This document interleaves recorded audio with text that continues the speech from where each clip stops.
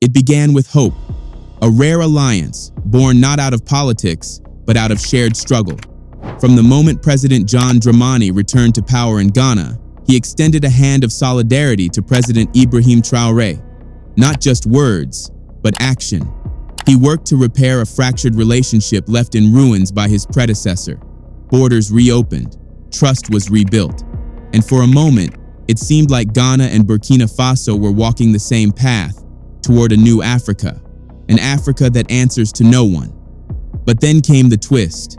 News broke that Ghana had just received 14 armored vehicles from the United States, a country that President Traoré and the AES bloc have boldly rejected, a country many Pan-Africanists accuse of using military support to maintain control over African nations. And just like that, the whispers began. Has Ghana betrayed the Pan-African cause? Has Dramani turned his back on Traoré?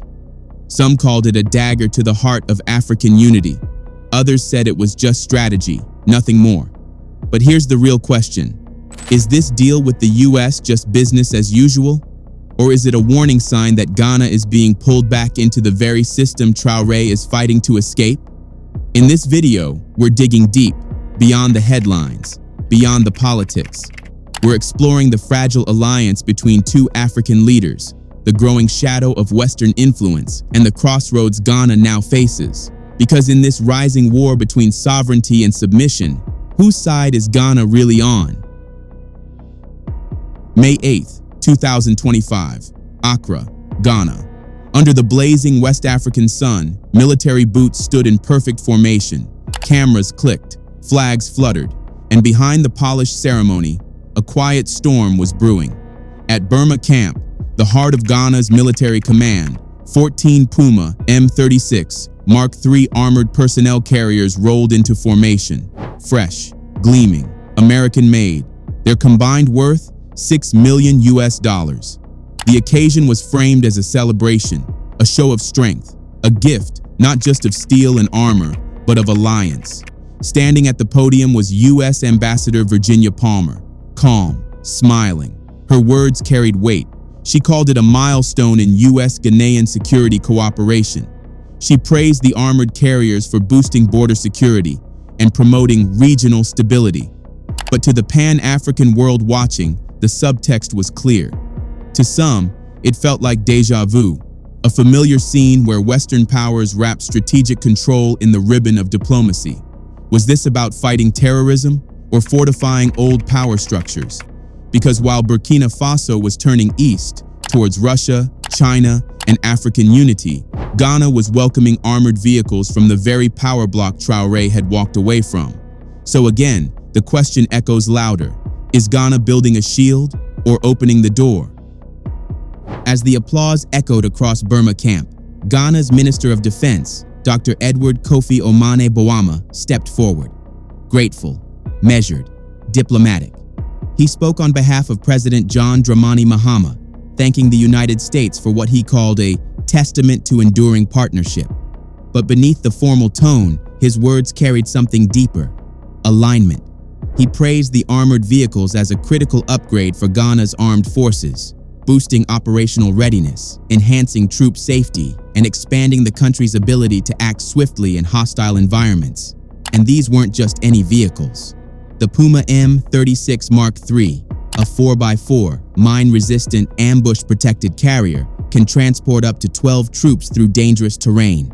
Built for combat, designed for survival, but just as effective in humanitarian crises as on the battlefield. And Ghana was prepared. Because before those APCs even touched Ghanaian soil, the United States had already been on the ground. For 4 weeks, U.S. Army personnel trained Ghanaian troops at the 153 Armored Regiment headquarters, not just how to drive them, but how to maintain, repair, and maximize their use in real-world missions. The trainers? Amentum, a Virginia-based defense contractor with deep roots across sub-Saharan Africa. This wasn't a handover. This was a handoff, a strategic play between two allies, perfectly timed and carefully executed. And it all ran through one critical node, the Office of Security Cooperation at the U.S. Embassy in Ghana. To some, it looked like progress. To others, it looked like history repeating itself. Because behind every handshake, every photo op, and every armored vehicle is a question no one dares ask aloud. When the smoke clears, whose interest will these vehicles truly protect? Inside the 15th Armored Brigade, 40 elite soldiers, handpicked from Ghana's military ranks, sat through weeks of intense instruction. Alongside them, engineers from the Electrical and Mechanical Corps. Their mission? To master the complex mechanics and battlefield systems of the Puma M36 Mark III. It wasn't just drills and field tests. It was a full immersion, blending theory and action. They learned to identify every component, inside and out. From armor plating to turret systems, every bolt, every function, every fail-safe. They studied safety protocols, firepower handling, tactical deployment. They trained like soldiers preparing for war. Because that's what this was. Not just a gift, not just a gesture, but a strategic preparation for something bigger, something unseen. And now, with these armored vehicles fully integrated into Ghana's military arsenal, one thing is certain: Ghana is not standing still. But here's where the story gets complicated. To many observers, especially in the West, this is just a defense upgrade, a sovereign nation strengthening its forces. But to staunch Pan-Africanists, it's a warning sign. Because as Burkina Faso, Mali, and Niger reject Western influence and carve a new path of independence, Ghana appears to be heading in the opposite direction, deepening its embrace of American military cooperation. And that shift raises suspicion. In the eyes of some, accepting American armored vehicles and training might mean accepting American influence. And in a time when African nations are rediscovering the power of self-reliance, some now whisper, can Ghana truly be trusted? Or worse, is Ghana becoming the West's last stronghold in West Africa? But here's the part many people miss. The Africa that President Traoré is fighting for is not one where every nation follows his exact path. It's not about turning east instead of west. It's about something deeper: sovereignty. The kind of world Traoré envisions is one where every African country, from Ghana to Guinea, has the right to make decisions based on its own needs, its own future, and its own people. So if Ghana chooses to accept armored vehicles from the United States, if they choose cooperation over confrontation, that does not automatically mean betrayal. Because if President Traoré, who rejects Western domination, suddenly began dictating who Ghana can or cannot partner with, wouldn't that make him no different from the very powers he stands against? You see, the real enemy has never been foreign partnerships. The real enemy is foreign control. For decades, the West has operated from a position of superiority, interfering in Africa's affairs, pulling strings behind closed doors, deciding which alliances are acceptable and which are not. But Africa is not a puppet show. It is a continent of 54 sovereign nations, each with its own story, its own struggles, and its own right to choose. So maybe the question we should ask is not, why is Ghana working with the US? But rather, is Ghana doing it for itself or for someone else? Because true freedom means having the power to say yes or no without permission. And that, above all, is the Africa Traoré is fighting for. This is the world that President Traoré has always envisioned, one where African nations act with dignity, confidence, and independence of thought.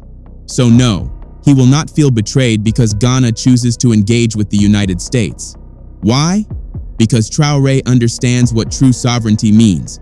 It's not about rejecting the West for the sake of rebellion. It's about rejecting dependency and control. It's about ensuring that partnerships are mutual, respectful, and in the best interest of the people. And here's a truth the world often forgets. No country, not even the most powerful, can develop in isolation. The very structure of our modern world is built on cooperation, trade, exchange, strategic alliances. It might surprise you to know that Africa is not alone in accepting aid or support. The United States, Germany, France, South Korea, Russia, and China, yes, even the world's biggest players, have all received help at critical moments in their history. Latin America, billions in aid from development banks and donor nations.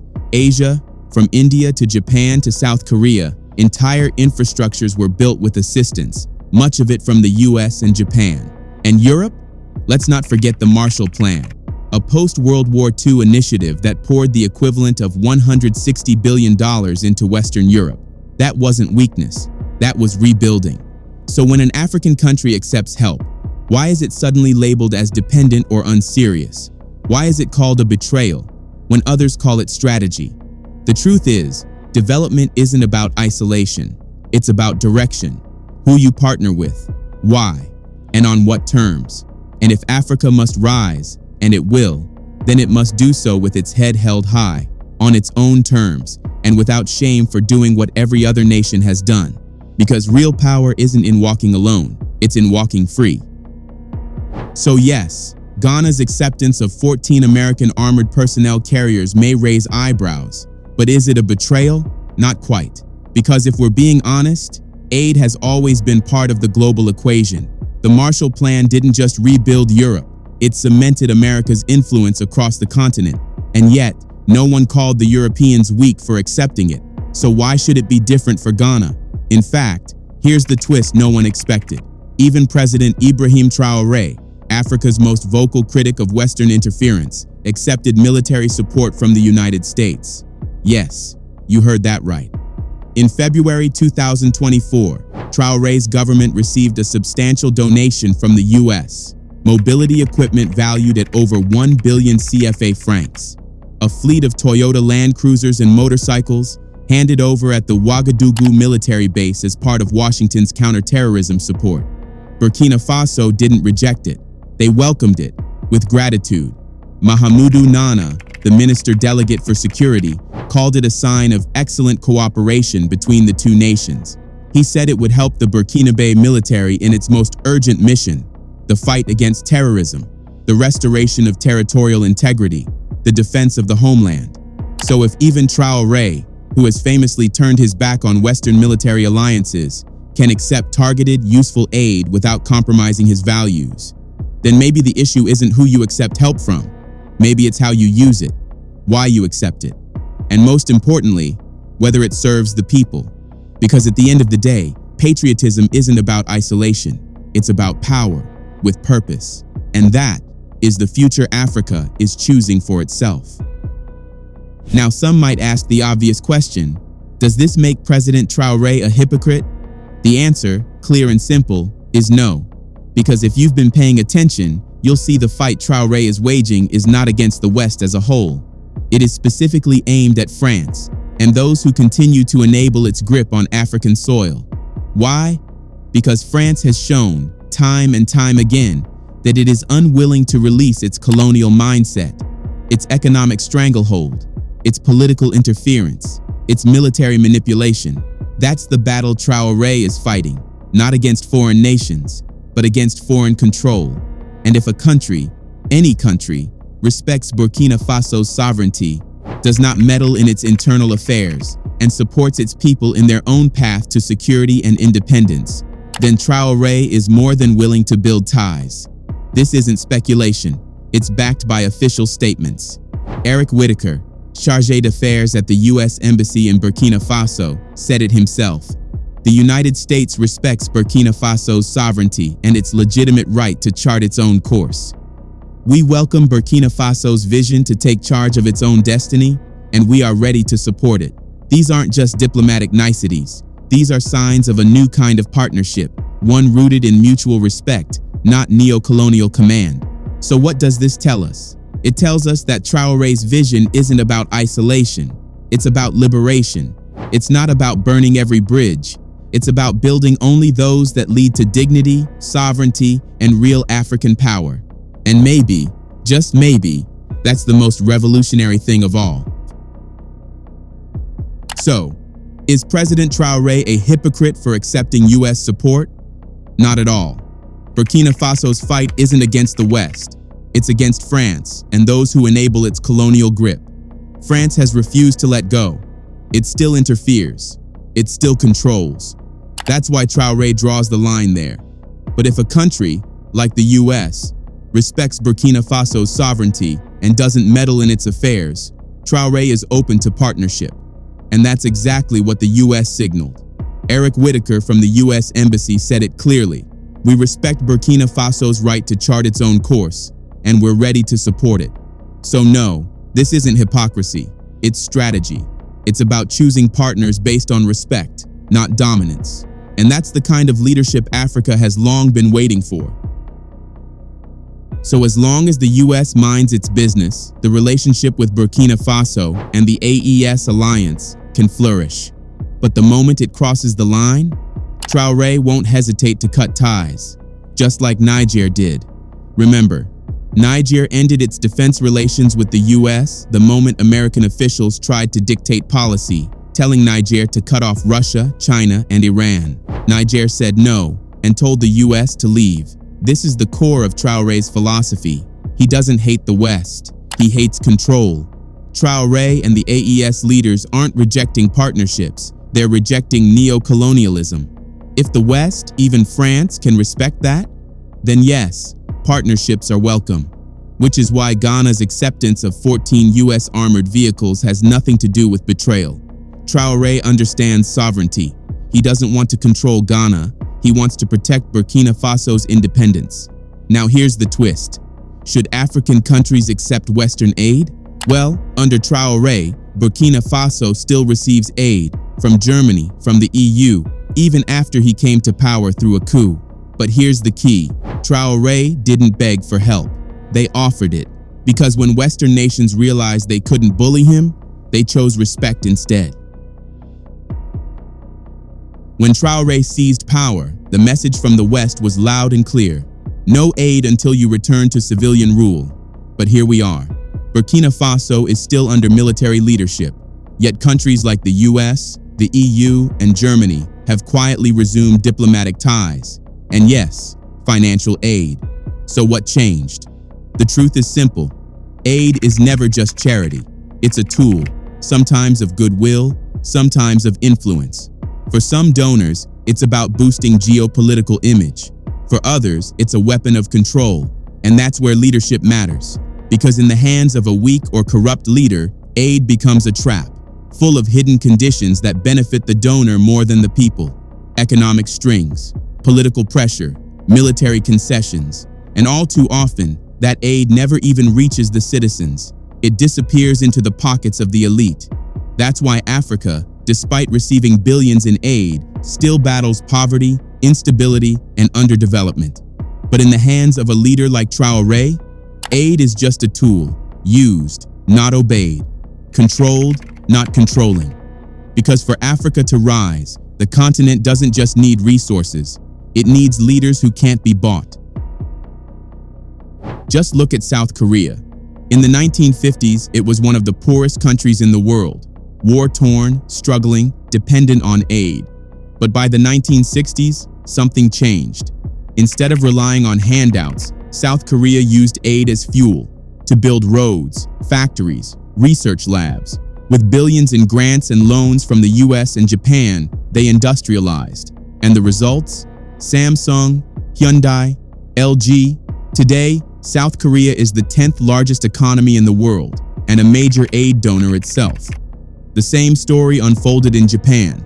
After World War II, Japan's economy was in ruins. They had fought against the US, lost the war, and surrendered in 1945. But instead of punishment, the US invested over $20 billion in today's value to rebuild Japan's industrial base. By the 1960s, brands like Toyota, Sony, and Panasonic were rising. By the 1980s, Japan had the second largest economy in the world. So what does this tell us? It's not just about receiving aid, it's about how you use it. Aid can be a tool of dependence or a launch pad for transformation. The difference? Leadership, vision, purpose. And that's the choice Africa now faces. So, what does all of this mean? It means aid isn't the problem. Leadership is. In the hands of a strong leader, aid becomes a tool, not a trap. A strong leader won't accept aid with strings that choke sovereignty. They won't let foreign powers dictate policy in exchange for financial help. They'll use that aid to build, not to bow. And that's exactly what President Traoré is doing in Burkina Faso. While others line their pockets, He's using external support to drive development, push self-sufficiency, and restore dignity. Because here's the hard truth. The West didn't exploit Africa alone. African leaders let it happen. But now, the tide is turning. When the West cut aid to the Sahel, hoping to force obedience, the AES leaders didn't flinch. They stood firm. They rejected manipulation. And now, the same Western powers are crawling back, offering aid again, this time with more respect and far fewer demands. That's the power of principled leadership. So no, there's nothing wrong with Ghana receiving military support from the US, unless that aid is used to control rather than cooperate. Because at the end of the day, it's not about the source of the aid. It's about the strength of the one who receives it. What do you think? Let us know in the comments. And don't forget to like, share, and subscribe for more stories shaping Africa's future.